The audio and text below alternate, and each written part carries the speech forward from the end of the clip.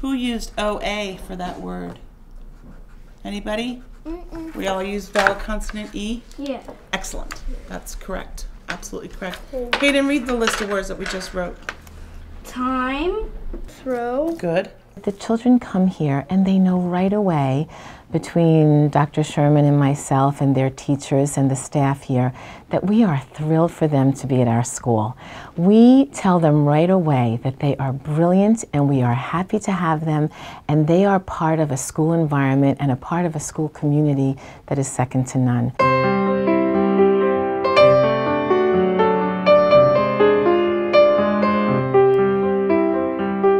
Often the children and their families have had difficulties in the schools that they were in previously. Sometimes they weren't able to do the academics in the school, or sometimes they weren't able to make friends, or they were made fun of because maybe they said a word incorrectly, or they weren't able to read as smoothly as some of their peers in their classrooms. He was in special ed the whole time, and the school never really addressed his needs appropriately. She didn't want to do math, she didn't want to do science, she just figured if I can't read, I can't do anything else. His self-esteem was really going down, and he was feeling like he wasn't smart, and he hated school, and I knew that that wasn't who he was. We came here just for an hour to visit. My son ended up spending the rest of the day, and the next day he asked if he could come back, and he did. And the next day he asked to come back, and he did. And we never went back to another school.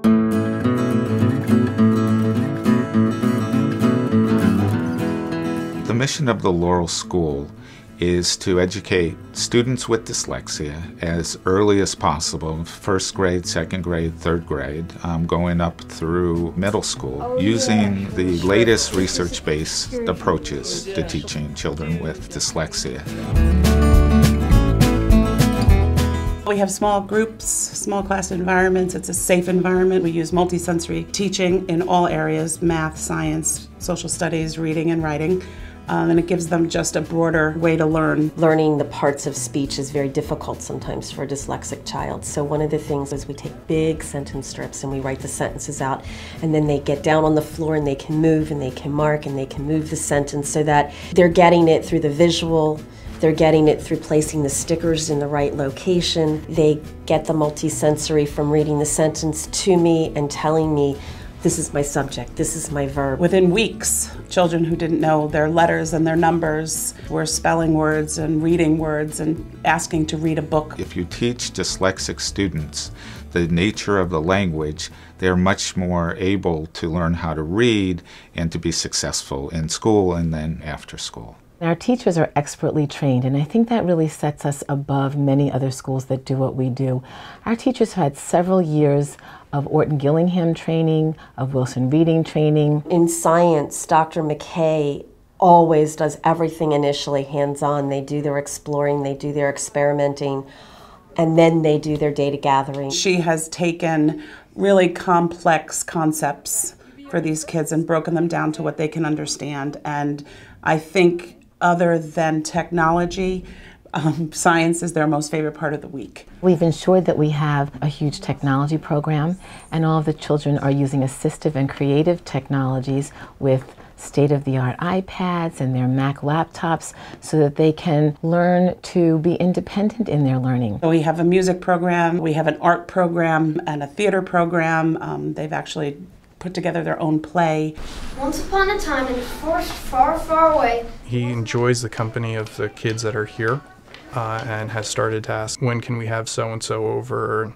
We went from reading the Don't Let the Pigeon on the Bus, I think it's called, because she knew, she basically had memorized it, I think, to reading Little Women. He has improved 3 grade levels in some of the measures that they do in terms of phonemic decoding and sight word efficiency, and those are really, really big things.